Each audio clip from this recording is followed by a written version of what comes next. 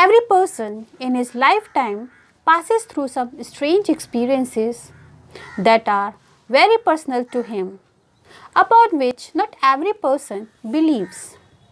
But yes, of course, those experiences leave us speechless and make us believe that there are always some supernatural and divine powers that protect us like shields. Unless it is our correct time to leave this mortal world. Such were the experiences the main character of the story, the black aeroplane, who was the captain, passes through. He was left speechless when he finds that there was someone who helped him in worse weather in the midst of black clouds. So who was that person who really helped him? Let us know through the story, through this mysterious story, the black aeroplane.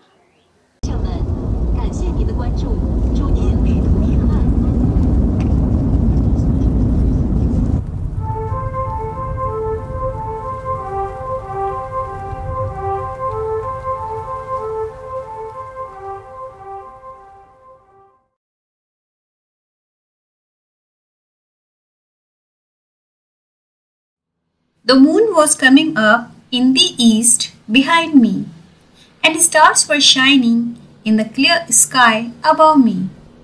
There wasn't a cloud in the sky. I was happy to be alone high up above the sleeping countryside. I was flying my old Dakota aeroplane over France back to England. I was dreaming of my holiday and looking forward to being with my family. I looked at my watch 1:30 in the morning. So, the captain, who is the main character of the story, he is telling us that the moon was coming up in the east behind me. यानी आसमान में चंद्रमा जो है वो निकल चुका था ईस्ट से behind me. So actually indirectly he wants to say that east was behind him. That means he was facing west. He was going to west, and stars were shining in the clear sky above me. And because moon has also come up in the sky, that means it has been the time of evening, dusk time, and the sky was also clear. All the stars were shining very bright.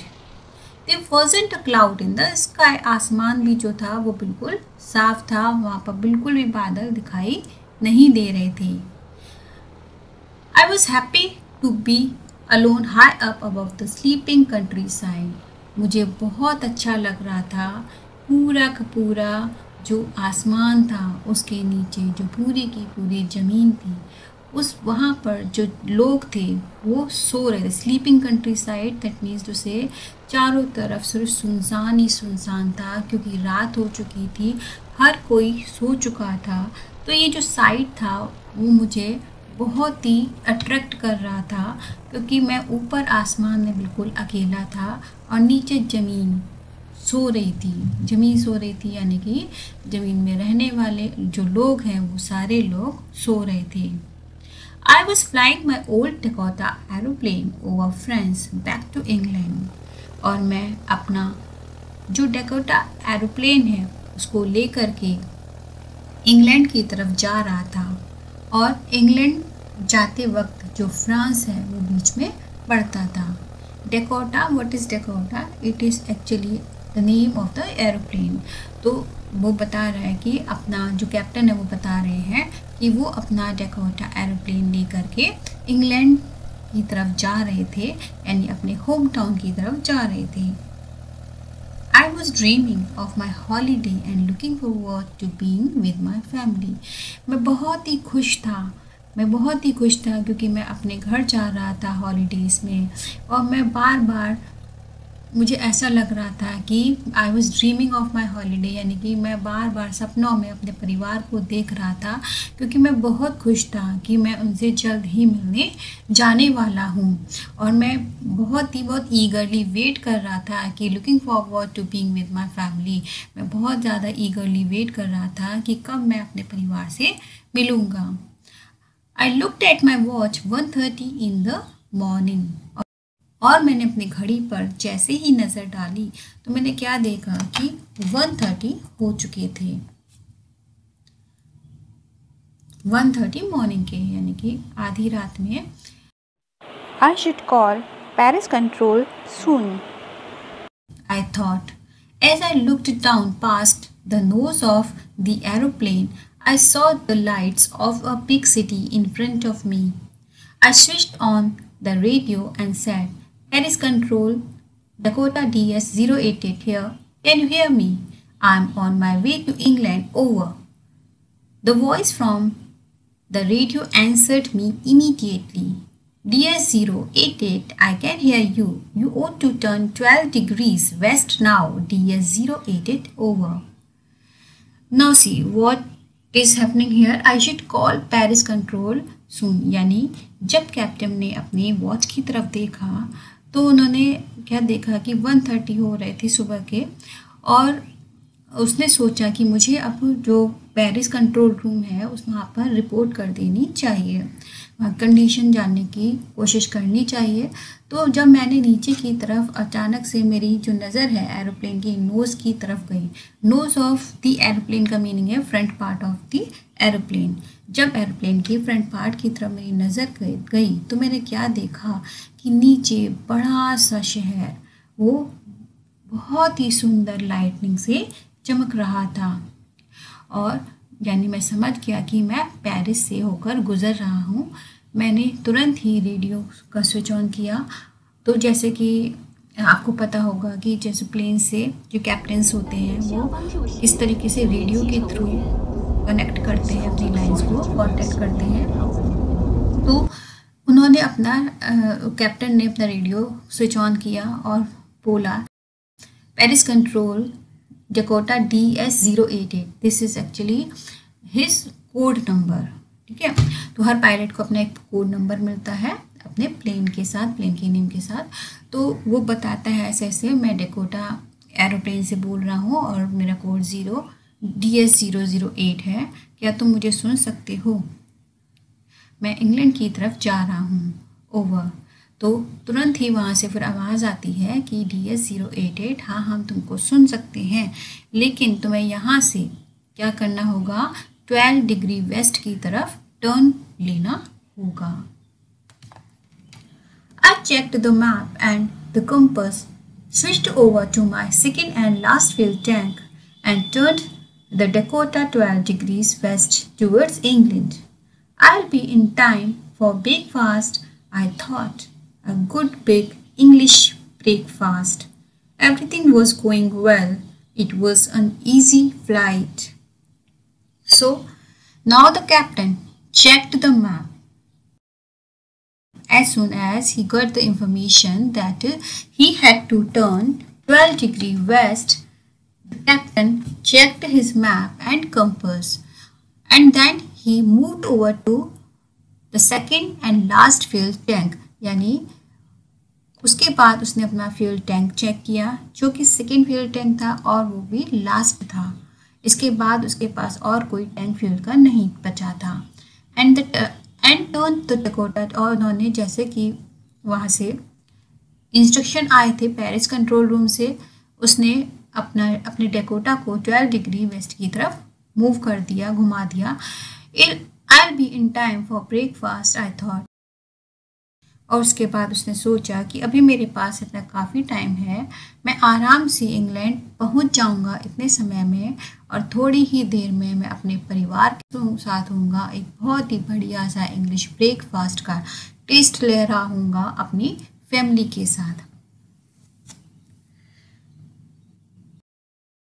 था it was an easy flight, ये जो flight थी वो बहुत ही easy थी, यानी उसकी जो जर्नी थी वो बहुत ही कंफर्टेबल गुजर रही थी। Paris was about 150 kilometers behind me. When I saw the clouds, storm clouds, they were huge. They looked like black mountains standing in front of me across the sky. I knew I could not fly up and over them, and I did not have enough fuel to fly around them to the north or south. I ought to go back to Paris, I thought, but I wanted to get home. I wanted that breakfast. I'll take the risk, I thought, and flew that old Dakota straight into the storm. Paris was about 150 kilometre behind me. अब captain बताते हैं कि उन्होंने अपना सब कुछ fuel tank वगैरह सब कुछ चेक किया। बहुत ही इजी जर्नी थी और बहुत ही इजी फ्लाइट थी। उसको लग रहा था जल्दी ही वो इंग्लैंड पहुंच जाएंगे, लेकिन अभी पेरिस से गुजरे। Paris was about 150 kilometres behind, यानी कि पेरिस लगभग अब 150 किलोमीटर पीछे छूट चुका था। थोड़ी देर तक जहाँ पर कोई भी आसमान में कोई भी बादल नहीं दिखाई दे रहे थे, आसमान बिल्कुल साफ था, अचानक से उसे सामने आई सॉ द क्लाउड्स, बादल दिखाई देने लगे। वो भी सिंपल बादल नहीं, साफ सुथरे बादल नहीं, बल्कि स्टॉर्म क्लाउड्स, यानी कि तूफानी क्लाउड्स, तूफान से भरे हुए बादल उसको दिखाई देने लगे। बहुत ही बड़े बड़े, इतने बड़े बादल, ऐसे लगता कि बड़े बड़े ब्लैक माउंटेन्स उसके सामने आसमान में खड़े हों। Though he was very good captain, but he knew his strategy and he knew his limits also, and he knew what kind of actions we should take at a certain point of time. उसको पता था कि मेरे पास इतना fuel नहीं है। वो बोलते हैं कि मुझे पता था कि मैं इन बादलों के ऊपर से गुजर के नहीं जा सकूंगा, और दूसरी बात ये थी I did not have enough fuel to fly around them, और मैं टू द नॉर्थ और साउथ, यानी मैं अगर उसके चारों तरफ से घूम करके नॉर्थ या साउथ से रास्ता पकड़ करके मैं वहाँ से निकलूँ तो भी ऐसा मैं नहीं कर सकता हूँ, क्योंकि अब मेरे पास इतना फ्यूल भी, ईंधन भी नहीं बचा है।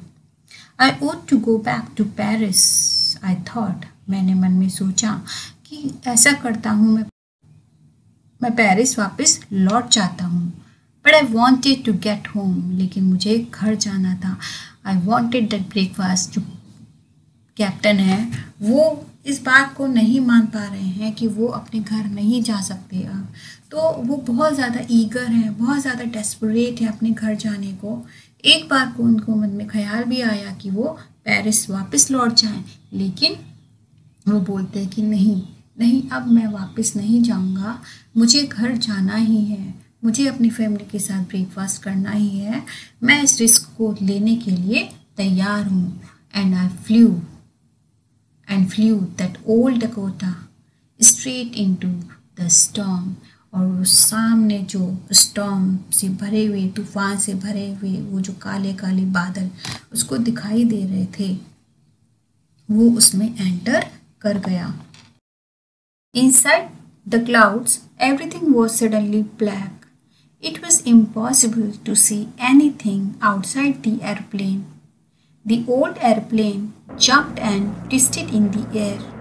I looked at the compass. I couldn't believe my eyes. The compass was turning round and round and round. It was dead. It would not work. The other instruments were suddenly dead too. I tried the radio. Now see what happens. जैसे ही captain clouds के अंदर enter करते हैं तो चारों तरफ उनको black clouds दिखाई देने लगते हैं। And it was impossible to see anything outside the aeroplane. Aeroplane के बाहर भी कुछ दिखाई नहीं दे रहा था। And the old aeroplane jumped and twisted in the air. और फिर क्या हुआ, अचानक से मेरा जो पुराना एरोप्लेन था, यानी मेरा जो एरोप्लेन था, अचानक से हवा में जंप कर गया और हवा में ट्विस्टेड करने लगा, यानी कि टर्न करने लगा, गोल गोल घूमने लगा। मैंने कंपास की तरफ देखा तो मैं अपनी आंखों पर बिलीव नहीं कर पाया। मैंने क्या देखा कि कंपास जो था वो round and round and round घूम रहा था। वो बिल्कुल डेड पड़ चुका था। अब वो बिल्कुल काम नहीं कर रहा था। मैंने दूसरे इंस्ट्रूमेंट की तरफ चेक किया तो मैंने क्या देखा, मेरे सारे के सारे इंस्ट्रूमेंट्स जो थे वो डेड हो चुके थे, वो काम नहीं कर रहे थे। उसके बाद मैंने रेडियो की तरफ जाने की कोशिश की, रेडियो से कांटेक्ट करने की कोशिश की। Paris control, can you hear me? There was no answer. The radio was that too.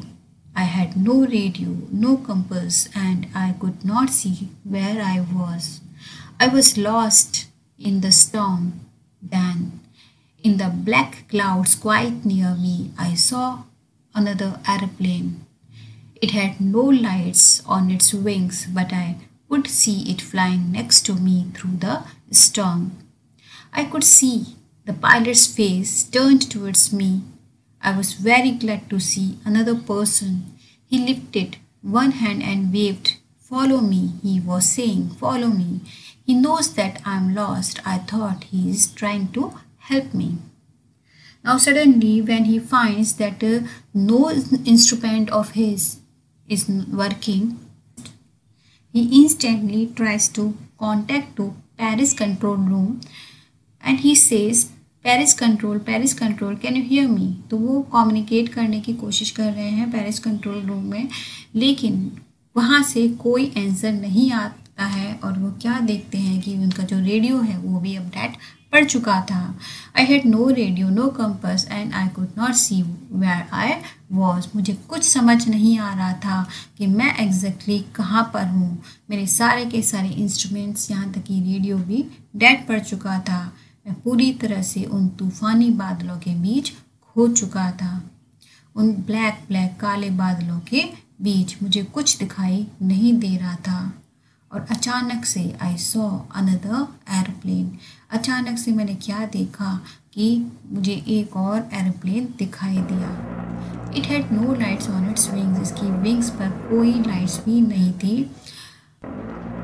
But I could see it flying next to me through the storm. उन तूफ़ानी बादलों के बीच में बस मुझे धुंधला धुंधला दिखाई दे रहा था कि एक एरोप्लेन उड़ रहा है।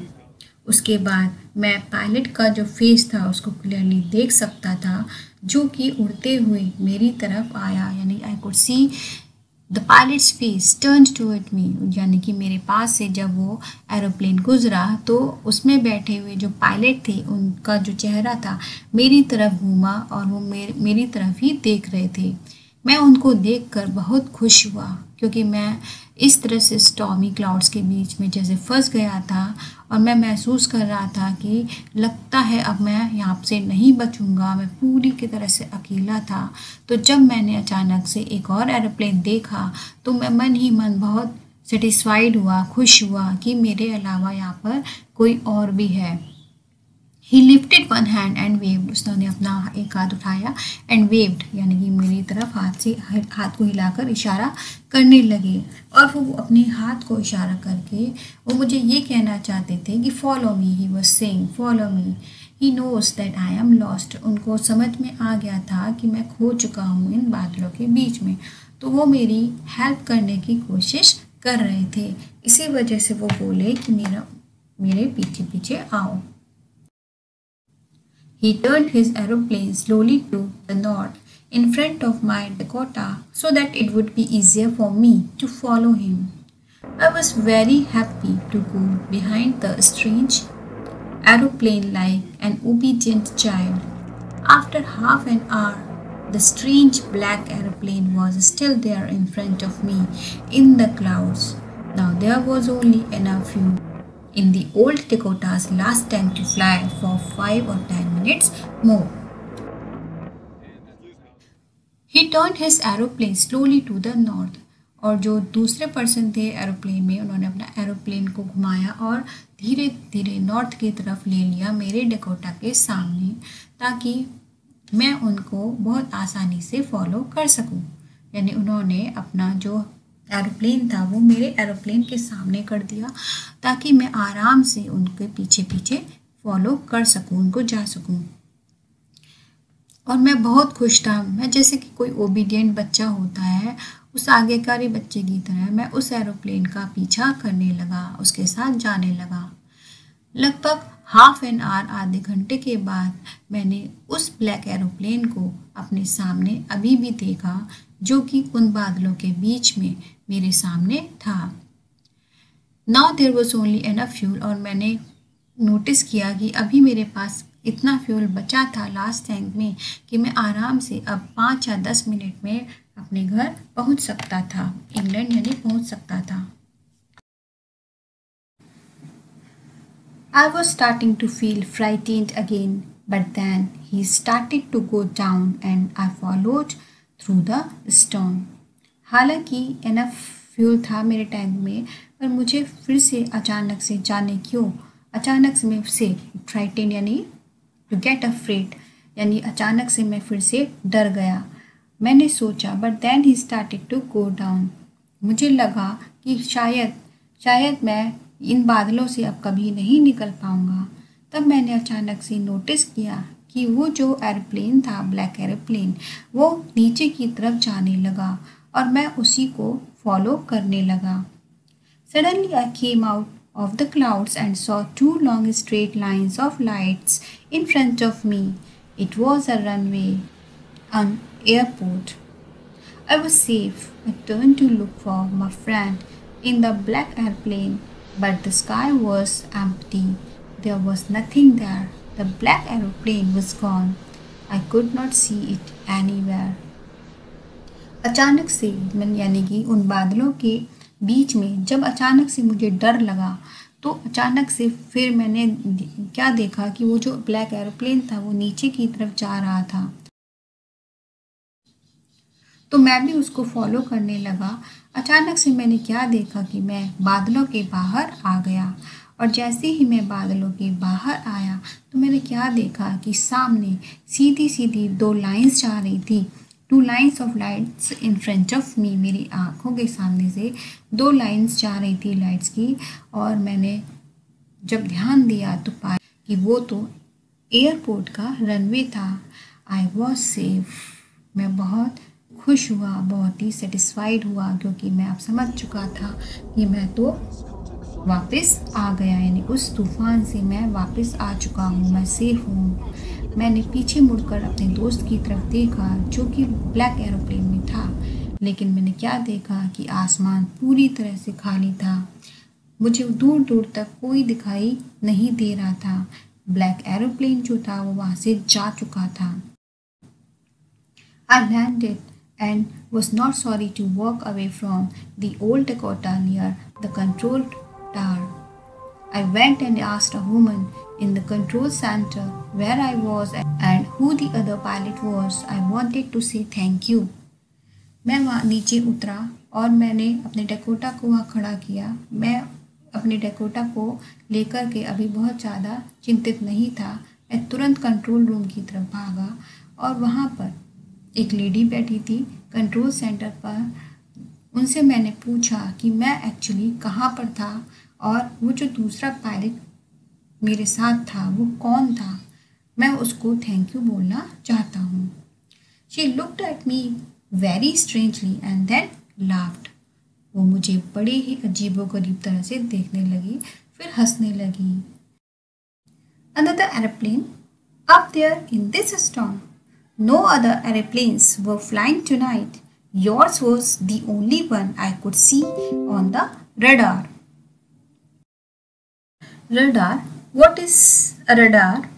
It is actually a system of detecting the presence, direction, distance and speed of aircraft ships. Okay, तो इन सारे एरोप्लेन्स के इन सारी स्पीड, डिस्टेंस और उसकी हर चीज़ पर नज़र रखने के लिए जो एक सिस्टम तैयार किया जाता है उसे रडार कहा जाता है।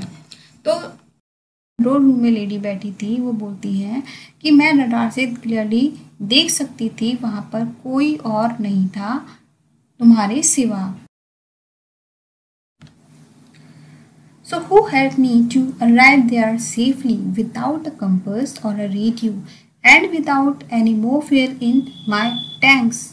Who was the pilot in the strange black aeroplane flying in the storm without lights?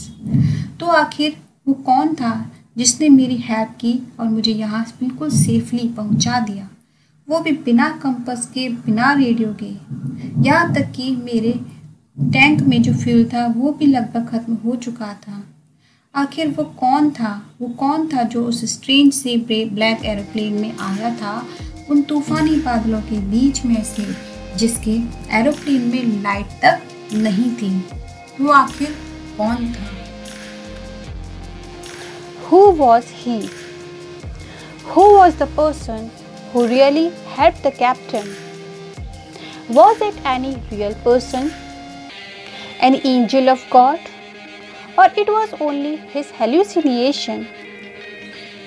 The author of the story leaves the story in suspense for the readers to take the end of the story according to their own beliefs.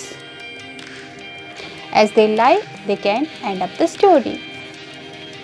So this is the explanation of the story, The Black Aeroplane. Meet you soon with the next chapter. Till then, goodbye. Take care of yourself. Stay healthy. Stay safe. Bye-bye. Happy learning.